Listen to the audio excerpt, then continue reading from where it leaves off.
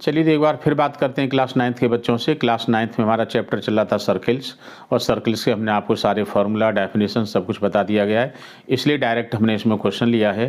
Question है in the figure given angle A B C 69 degree, angle A C B 31 degree, तो आप बताइए angle B D सी क्या होगा। देखिए हमने फिगर दे दी है आपको, ये आपको एंगल्स दिए हुए हैं।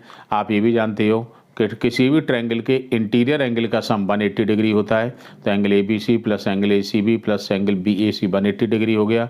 ये 69 दिया, ये 31 दिया, angle B A C 180 degree हो गया, तो angle B A C equal to आ गया 80 डिग्री।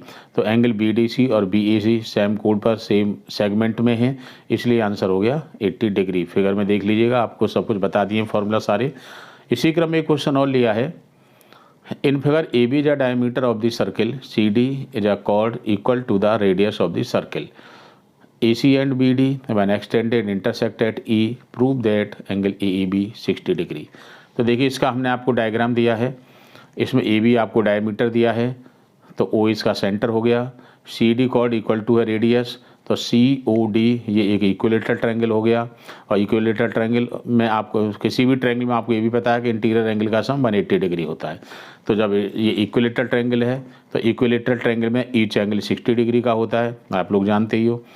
ये angle CBD half of angle COD हो गया, ये एंगल प्रॉपर्टी हो गई, ये हम आपको पढ़ा चुके हैं कि सेंटर एंगल सरकमफेरेंस एंगल का हाफ होता है।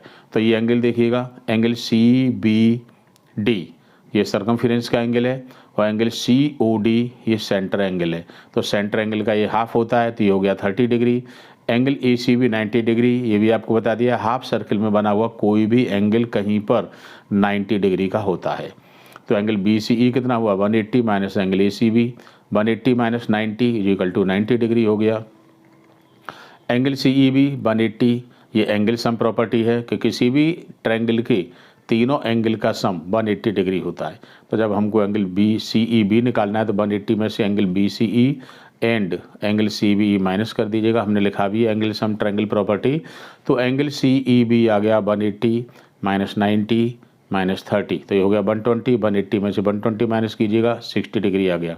तो ये जो एंगल आ गया आपका AEB और CEB दोनों इक्वल एंगल हैं, तो ये एंगल आ गया आपका 60 डिग्री।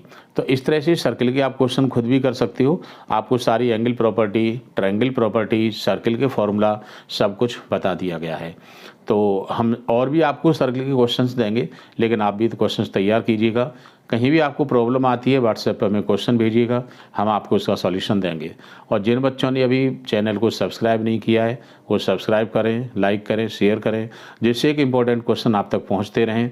और इंतजार कीजिएगा नेक्स्ट वीडियो का, अभी हम सर्कल के आपको और क्वेश्चंस देंगे।